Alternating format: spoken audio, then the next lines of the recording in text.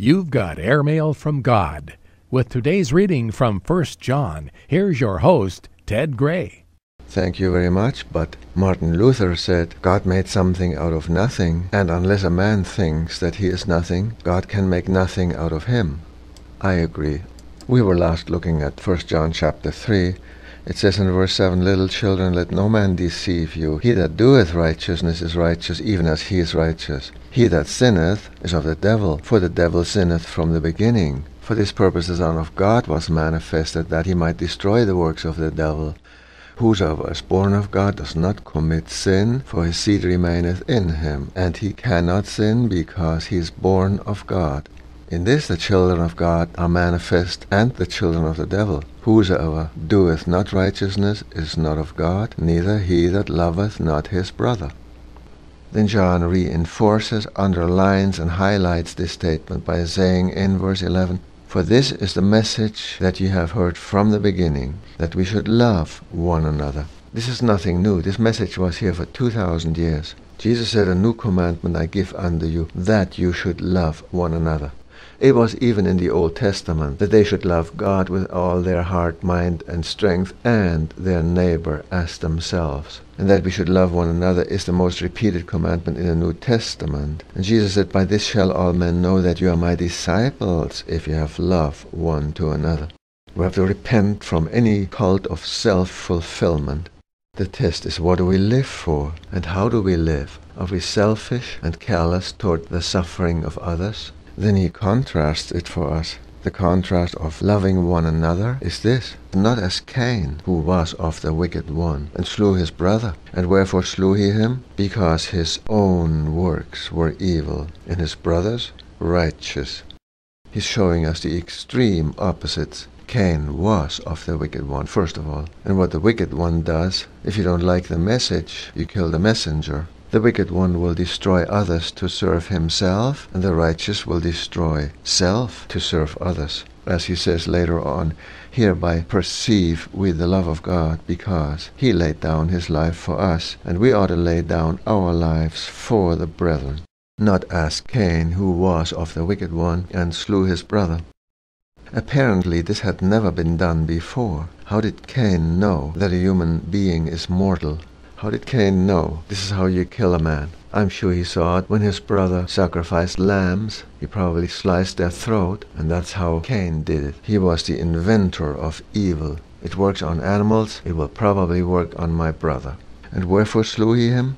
There's cause and effect. He was of the wicked one. That's why his works were evil, including his worship. His own works were evil. He was the first will worshipper. Our own way is always wrong. God had capital punishment for doing things wrong in the tabernacle, and we need to be careful how we think we worship God. Only what is clearly taught in the New Testament should be practiced as worship.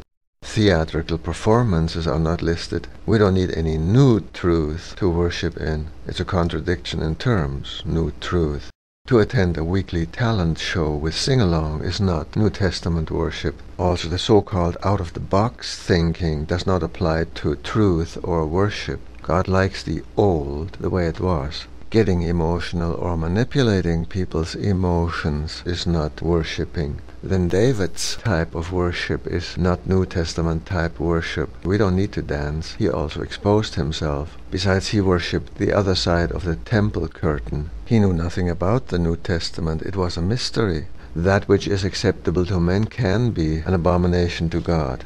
Jesus said the Father wants to be worshipped in spirit and truth, and that was from then on. So New Testament worship is different. Having to go to a place to worship is already contrary to Jesus' teaching. He said, Neither in this mountain nor yet at Jerusalem shall ye worship. Worship can happen in a place, but if we have to go to a special place to worship, it's already false. Cain was sincere too, otherwise he wouldn't have brought any offering, but he was sincerely wrong. And he was very angry when he found out his was wrong. But his brother's offering was righteous. And today, when people think doctrine divides, they're entering into a will worship outside of God's instructions. They may in fact follow another Jesus, a false gospel, replace the commandments of God with the traditions of men, and if the downslide continues, it will be anything but a church. Jesus makes reference to a synagogue of Satan twice. He says, "Behold, I will make them of the synagogue of Satan, which say that they are Jews and are not, but do lie. Behold, I will make them to come and worship before thy feet, and to know that I have loved thee, because thou hast kept the word of my patience." So he ties the good worshippers together with knowledge, keeping his word, and being loved by him. Then people say about certain churches, their doctrine stinks, but do they ever worship God? There's no such thing. If the doctrine stinks, then the worship stinks. Just like in Cain. I'm sure Adam and Eve were practicing animal sacrifices, and Cain and Abel had learned it properly, because by faith Abel offered a more excellent sacrifice, and faith attaches itself to God's instructions. But Cain probably decided, I'm going to do this my way. This is what I have. This is what I bring. But without the shedding of blood there is no remission of sin. We have to worship God in spirit and truth, because God desires such worshippers, and His word is truth. Why does God tell us this? Because God said, "Be careful lest anyone defraud you of your price," through the philosophy of men. The philosophy of men is always contrary to the doctrines of the New Testament. The philosophy of men is a killer. It will kill and destroy our price if we let it. Well, some ministers even do major studies in religious philosophy. What's the use? I'm only interested in the truth. Only the truth will set us free, not the philosophy of men. Not as Cain, who was of the wicked one, and slew his brother. And wherefore slew he him? Because his own works were evil, and his brother's righteous. Cain became irritated, and irritation brings out what's in us. That's very important. Irritation brought out what is in Jesus. Father, forgive them, for they know not what they do. That's what was in him. But irritation will bring out what's in us too, and mostly it's anger or violence. And irritation brought out what was in Cain, violence. It isn't like I could say, "You make me mad," or "What you just said made me mad." No, what you just said might have brought out what's in me, namely that I was mad, that I was predisposed to be a striker, to react with vengeance, and to attack the messenger because I didn't like the message. What's the solution? If I don't like what I see in me, I kill myself, no? No. Therefore, if any man be in Christ, he is a new creation. Old things are passed away. Behold, all things are become new. That's the solution. And to mortify the deeds of the body, but not the body. And let the fruit of the Spirit be produced in me, which is love, joy, peace, long-suffering, gentleness, goodness, faith, meekness, and self-control. That's the solution to seeing what's in me before salvation and before sanctification.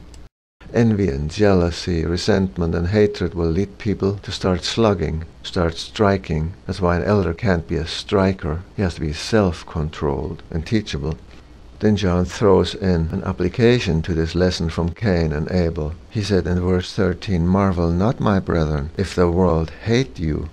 God is saying, look, I told you this from the beginning. The foremost marching orders of the New Testament are to love one another. While the Old Testament was about grabbing land and prosperity, the New Testament is about sharing with the brotherhood to the point of losing my own life. But loving God, obeying God, and serving God is worshiping God. And the assembly meeting is the means to that end, to become worshippers 724. But if we don't serve God, we don't worship God, because serving and worshipping is about the same.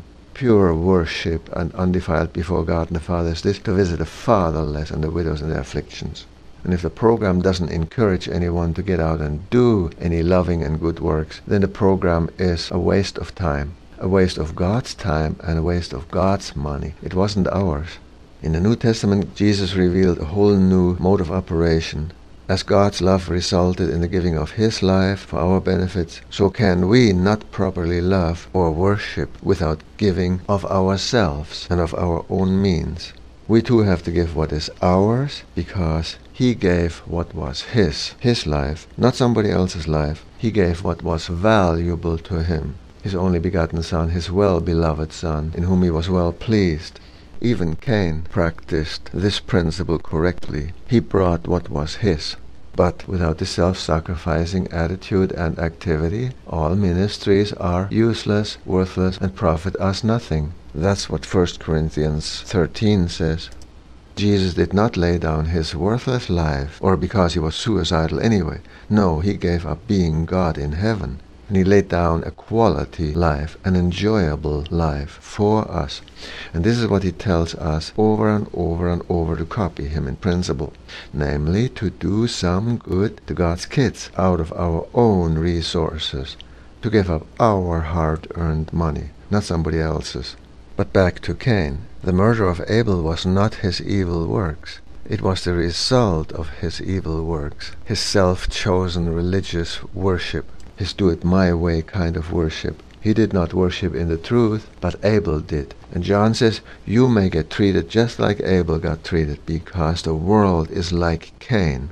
This was really played out by Israel killing their good prophets, and by the Pharisees killing the Lord of glory. Jesus had told them, your giving is wrong, your fasting is wrong, your praying is wrong, your evangelism produces sons of hell twice as bad as you are, your banquets are wrong, your deeds are wrong, and your worship is wrong. And guess what followed? Wherefore slew they him?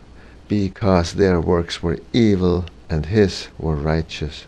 What does the wicked one do? If he doesn't like the message, he will at least attack the messenger.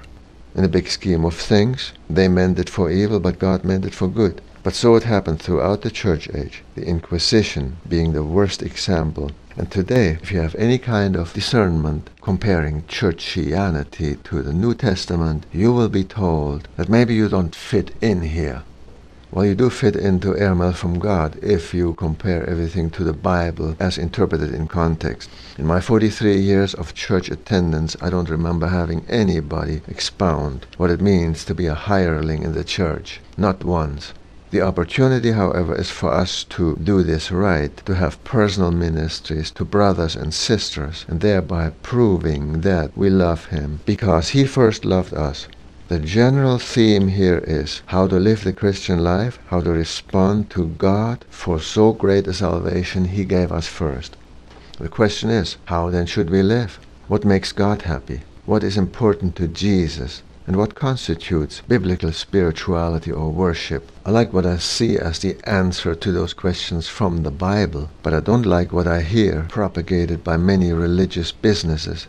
Worshipping in the Spirit and in truth is what God seeks, is what God likes, is what God desires, what he wants, what he needs, what he must have, what he deserves, what he receives from some, from the minority, that is. And worshipping in the human spirit and in the truth, that's where it starts. Jesus and his word being the inseparable truth. And we individually need to set aside regular time to immerse our spirits into his word, because we worship him in it. Every Christian needs to do this for starts, before we meet together. There are a lot of things that can go wrong with Christianity or religion, or what we even sincerely call worshipping God. That's why the world thinks it would be best to abolish all religion, because look at how many problems they create. And Cain's works were of a religious nature. He was worshipping, so he thought, as John was saying, for this is the message that ye have heard from the beginning, that we should love one another, not as Cain, who was of that wicked one, and slew his brother. And wherefore slew ye him? Because his works were evil, and his brothers righteous. Abel's worship was by faith, which always attaches itself to the instructions of God. For a closer look at New Testament worship, you can also download tape number 25. This is tape number 515. You can download it from our two websites, www.airmailfromgod.org or .com. Until next time, grace, peace, and enjoy true worship. And as the song goes, search me, O God, is a good closing thought.